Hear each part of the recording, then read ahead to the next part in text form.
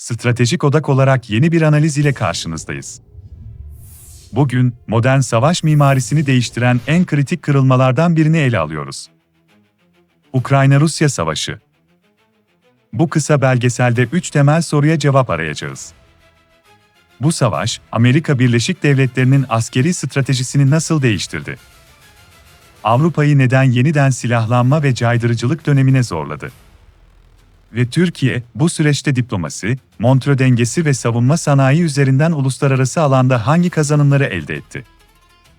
Başlamadan önce, bu tarz açık kaynaklı askeri analizlerin devamı için kanalımıza abone olmayı, içeriğimizi beğenmeyi ve Stratejik Odak ailesine katılmayı unutmayın. Çünkü burada mesele sadece bugünü anlatmak değil. Savaşın değişen mimarisini ve Türkiye'nin yarınını doğru okumak. 24 Şubat 2022'de başlayan Ukrayna-Rusya Savaşı, yalnızca iki ülkenin sınır mücadelesi değildi. Bu savaş, modern dünyanın askeri mimarisine tutulmuş en sert aynalardan biri oldu. Tankların, topçuların, hava savunma sistemlerinin, uydu istihbaratının, elektronik harbin, yapay zekanın ve insansız sistemlerin aynı anda sınandığı dev bir savaş laboratuvarı açıldı. Ve bu laboratuvarda çok net bir gerçek ortaya çıktı. Geleceğin savaşlarında en pahalı platforma sahip olmak, tek başına yeterli değil.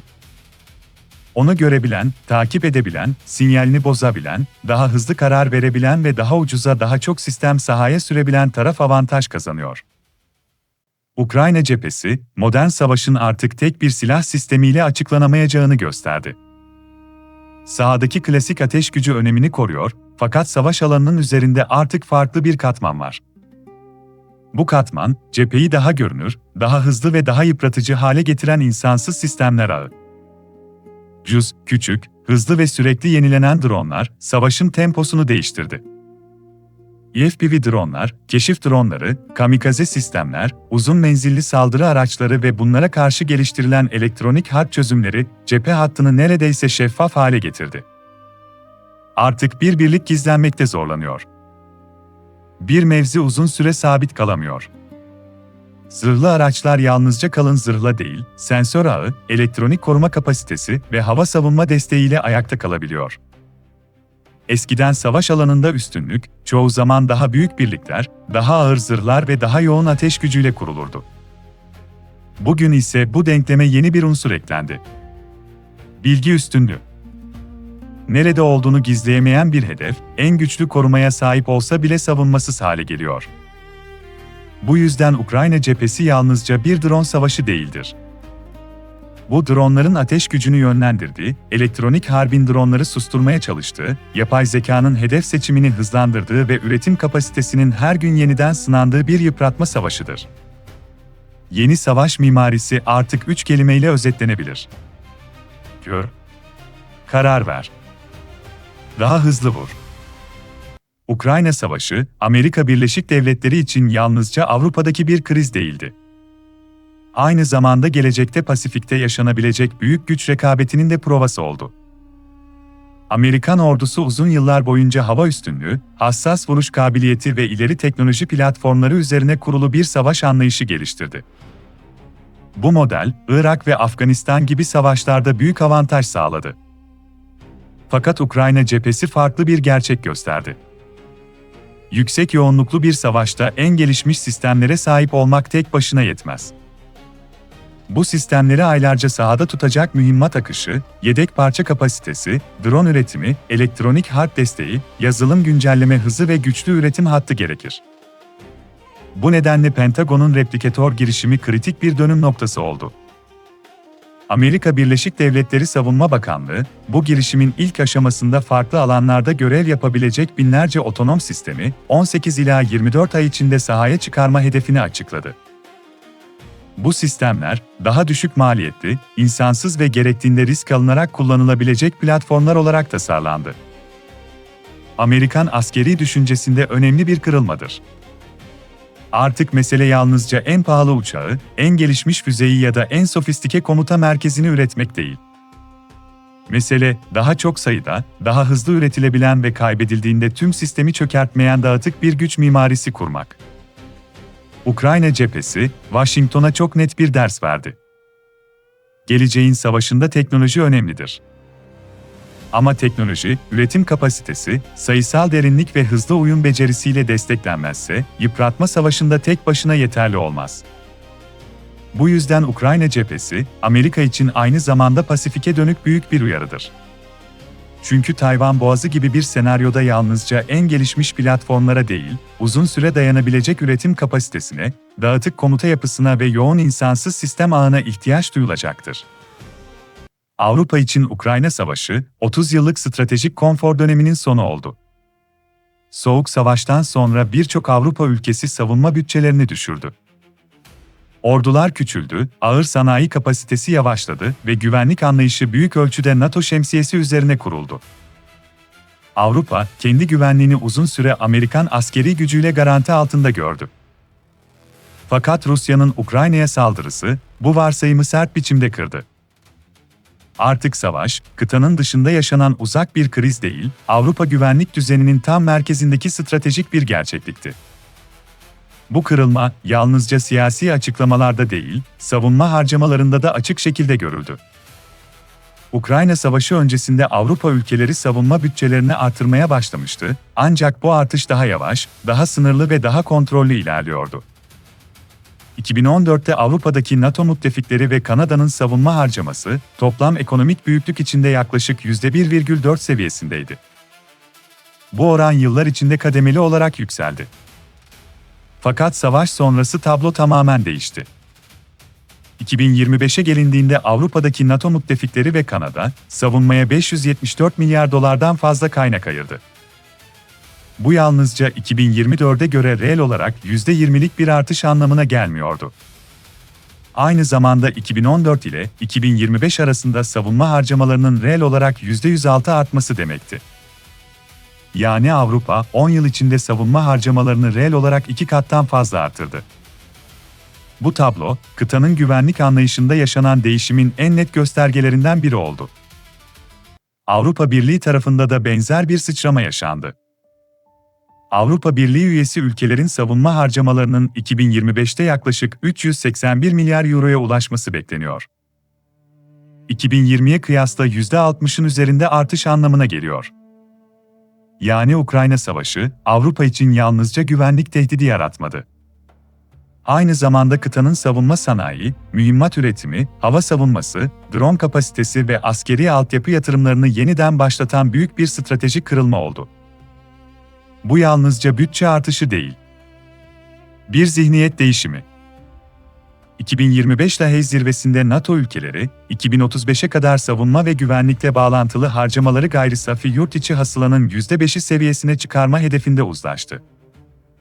Bu hedefin en az %3,5'i doğrudan temel savunma ihtiyaçlarına, %1,5'e kadarı ise kritik altyapı, sivil hazırlık, sanayi kapasitesi ve dayanıklılık gibi alanlara ayrılacak. Avrupa Birliği de benzer bir yola girdi. Readiness 2030 ve SAFE mekanizması ile Avrupa, ortak alımlar ve savunma sanayi üretimini güçlendirmek için 150 milyar euroluk yeni bir finansal araç oluşturdu.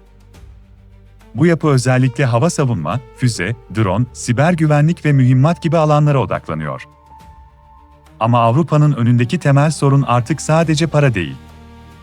Zaman. Çünkü fabrika kurmak, personel yetiştirmek, mühimmat kapasitesini artırmak ve orduları yeniden yüksek yoğunluklu savaşa hazırlamak yıllar alıyor. Ukrayna, Avrupa'ya şunu hatırlattı. Barış istiyorsan sadece diplomasi yetmez. Caydırıcılık için hazır olmak zorundasın. Bu savaşta Türkiye'nin konumu, diğer NATO üyelerinden farklıydı. Türkiye hem NATO üyesiydi, hem Karadeniz ülkesiydi, hem Rusya ile doğrudan ekonomik ve enerji ilişkilerine sahipti, hem de Ukrayna ile savunma sanayi alanında yakın bağlar kurmuştu. Yani Ankara'nın önünde kolay bir denklem yoktu. Türkiye bu süreçte iki ana hat üzerinden ilerledi. Birincisi, Karadeniz'de askeri tırmanmayı sınırlamak. İkincisi, savunma sanayindeki saha deneyimini uluslararası etkiye dönüştürmek. İlk kritik hamle, Montreux Sözleşmesi üzerinden geldi. Türkiye, savaşın başlamasından sonra Boğazlar rejimini dikkatle uygulayarak, savaş gemilerinin Karadeniz'e geçişi konusunda dengeleyici bir rol üstlendi. Bu hamle, Karadeniz'in daha geniş bir NATO-Rusya deniz çatışmasına dönüşmesini sınırlayan en önemli hukuki ve stratejik araçlardan biri oldu. İkinci hamle diplomatikti. Türkiye, savaşın en sert dönemlerinde bile hem Moskova hem Kiev ile konuşabilen az sayıdaki aktörden biri olarak kaldı. Karadeniz Tahıl Girişimi, bunun en somut örneklerinden biriydi. Bu girişim, Ukrayna'nın Karadeniz limanlarından gıda ve ilgili ürünlerin güvenli şekilde dünya pazarlarına çıkabilmesi için oluşturuldu. Türkiye, Birleşmiş Milletler, Ukrayna ve Rusya'nın dahil olduğu bu mekanizma ile yalnızca askeri değil, diplomatik ağırlığını da gösterdi. Ama Türkiye'nin asıl büyük kazanımı, savunma sanayi alanında ortaya çıktı. Ukrayna Savaşı, insansız hava araçlarının yalnızca düşük yoğunluklu çatışmalarda değil, büyük devletler arası savaşlarda da belirleyici rol oynayabileceğini gösterdi. Bayraktar TB2'nin savaşın erken döneminde yarattığı etki, Türk savunma sanayinin uluslararası görünürlüğünü artırdı. Ancak mesele sadece TB2 değildi. Türkiye, bu dönemde insansız hava araçlarından akıllı mühimmata, elektronik harpten hava savunmaya, deniz platformlarından 5. nesil savaş uçağı programına kadar daha geniş bir savunma ekosistemi kurduğunu gösterdi. 2025'e gelindiğinde Türkiye'nin savunma ihracatı 10 milyar dolar seviyesine çıktı. 2026'da yapılan açık kaynak analizlerde de Türkiye'nin savunma ihracatının 2021'den bu yana 3 kattan fazla arttığı ve özellikle Avrupa ile Amerika Birleşik Devletleri pazarlarında daha görünür hale geldiği vurgulandı. Bu yükselişin en sembolik adımlarından biri Kan oldu. Endonezya, Türkiye'den 48 adet Kan savaş uçağı almak için sözleşme imzaladı. Bu yalnızca bir uçak satışı değildir. Bu Türkiye'nin artık sadece sahada kendini kanıtlamış bir drone ülkesi olarak değil, savaş uçağı, elektronik sistem, mühimmat, deniz platformu ve entegre hava savunma mimarisi geliştiren bir aktör olarak algılanmaya başladığını gösteriyor. Elbette Türkiye'nin önündeki yol tamamen tamamlanmış değil. Motor teknolojileri, ileri seviye yarı iletkenler, yüksek hacimli seri üretim ve uzun menzilli hava savunma katmanları gibi alanlar, önümüzdeki dönemin en kritik gelişim başlıkları olmaya devam ediyor. Fakat burada belirleyici nokta şu.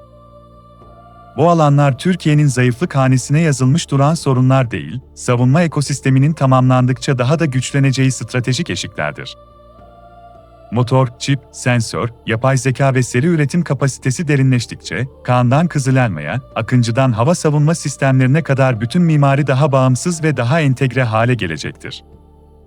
Yani Türkiye'nin bugün ulaştığı seviye bir final değil. Yeni savaş mimarisinde daha yüksek bir lige çıkmak için kurulmuş güçlü bir ara basamaktır. Bu yükselişin sembolik tarafı da dikkat çekici.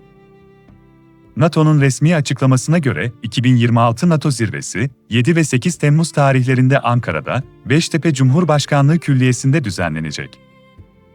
Bu Türkiye'nin yalnızca sahada değil, ittifakın geleceğinin konuşulduğu diplomatik masada da merkezi bir konuma yerleştiğini gösteriyor. Ukrayna Savaşı sonrası yeniden şekillenen NATO içinde Türkiye artık sadece Güney kanadındaki klasik bir müttefik değil. Karadeniz'i dengeleyen, Avrupa güvenliğine katkı veren, savunma sanayiyle alternatif kapasite sunan ve hem Doğu hem Batı ile konuşabilen stratejik bir aktör olarak öne çıkıyor. Ukrayna-Rusya savaşı, dünyaya acı ama net bir ders verdi. Modern savaş artık yalnızca tank sayısıyla, uçak filosuyla ya da cephedeki asker miktarıyla açıklanamaz. Yeni savaş mimarisi, sensörlerle, algoritmalarla, elektronik harp sistemleriyle, drone ağlarıyla, mühimmat kapasitesiyle, üretim hızıyla ve diplomatik denge becerisiyle kuruluyor. Bu kısa belgeselde gördüğümüz gibi, Amerika Birleşik Devletleri, bu savaştan Pasifik'e hazırlanma ve dağıtık otonom sistemlere yönelme dersi çıkardı. Avrupa, kendi güvenliğini artık başkasına bırakamayacağını gördü. Türkiye ise Karadeniz'de denge kurarak, diplomasi alanını açık tutarak ve savunma sanayindeki yükselişini uluslararası pazara taşıyarak bu dönemin en dikkat çekici aktörlerinden biri haline geldi. Ukrayna cephesi bize şunu gösterdi. Geleceğin savaşını kazananlar, sadece en güçlü silaha sahip olanlar olmayacak. En hızlı öğrenenler, en hızlı uyum sağlayanlar ve krizleri stratejik fırsata dönüştürebilenler olacak. Savaş mimarisi değişiyor.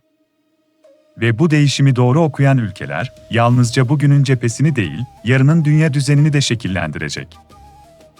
Bu dosyayı faydalı bulduysanız analizimizi beğenmeyi, yorumlarda kendi değerlendirmenizi paylaşmayı ve Stratejik Odak ailesine katılmayı unutmayın. Bir sonraki açık kaynaklı stratejik analizde görüşmek üzere. Stratejik Odak, teknik derinlikte izlemeye devam edecek.